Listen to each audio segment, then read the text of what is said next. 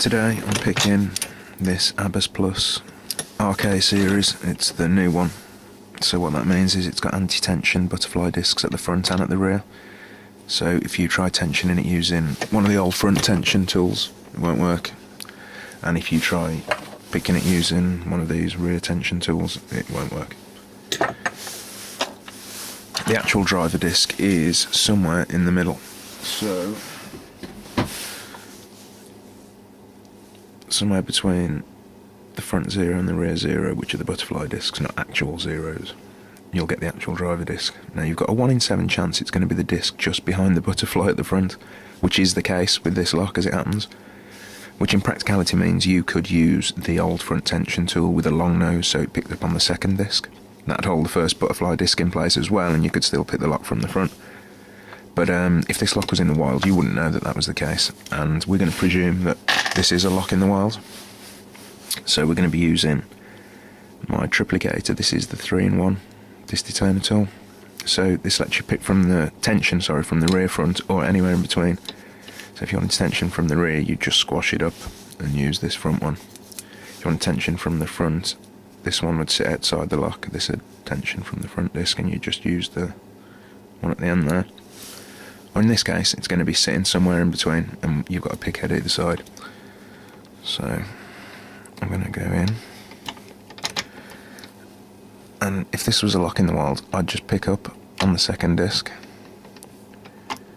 Oh, have I actually shown that the lock works? There we go.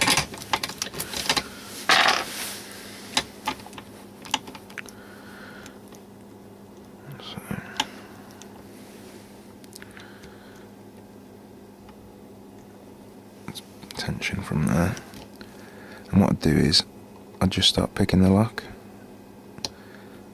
and depending on the feedback I got would tell me whether I was tensioning on the correct disc or not.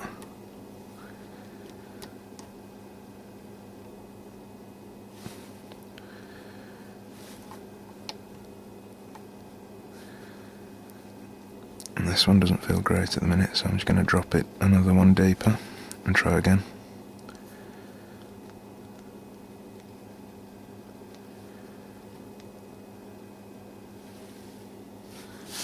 I'll tension it from down here so you can see what I'm doing.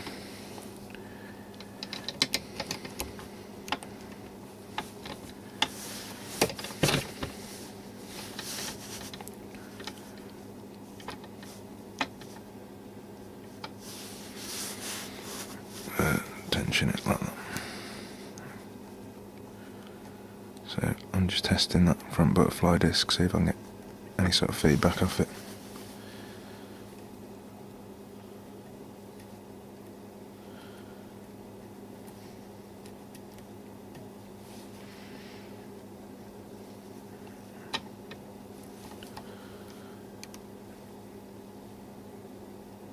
Yeah, okay, that feels like I'm getting...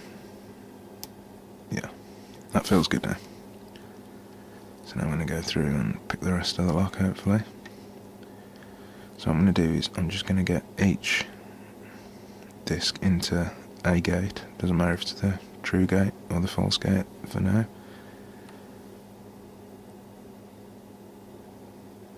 We know that the deepest disc is another butterfly, so we can set that to the 1 position.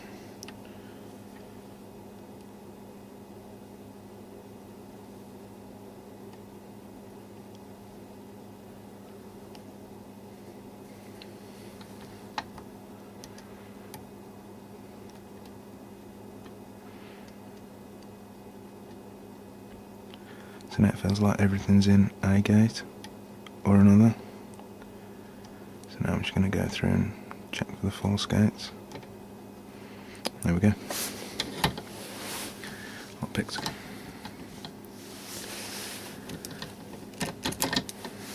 So we can actually gut this lock, which is what I'm going to do now. Let me just zoom out a little.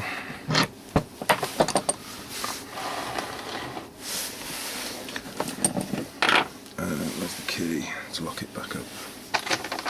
Oh no, don't need to.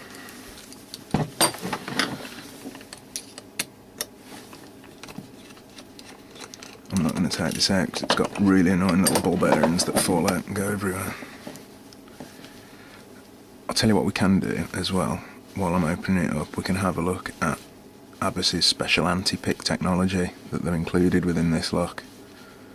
So what they've done is they've tried to make the lock unpickable, which obviously isn't possible. But the way they've done it is, where'd you get this out? Right, what they've done is they've made it so that you've got springs on the back here. See these little springs? And they put pressure on the pack. And what that does is, normally the washers are there. This is the front butterfly disc, by the way. As you can see by the cutouts, looks like a butterfly a little. So anyway, you can see this cutout at the top here for the washer is bigger than what it needs to be, and so the washer can actually move a little bit left and right. And because you've got that spring pressure pushing the pack together, the idea is, if you're trying to pick the lock and you move one disc, when you move that disc, it actually makes its neighbours move a little. So you can see the washer moving there. And so you think about this.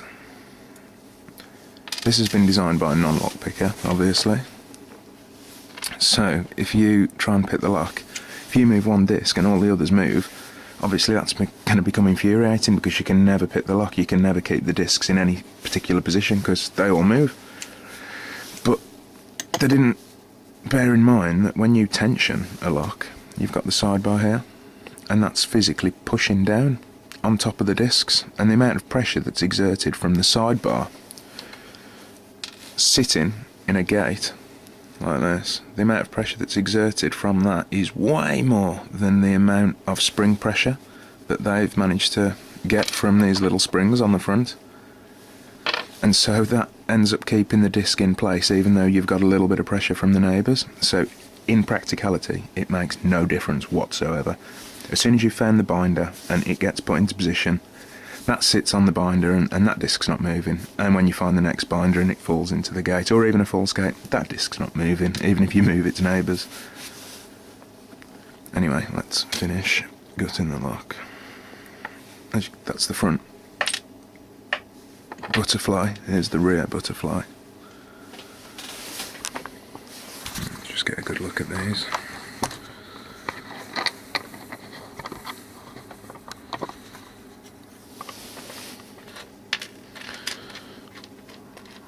All of these washers have the cutouts, so for the side, so it wobbles.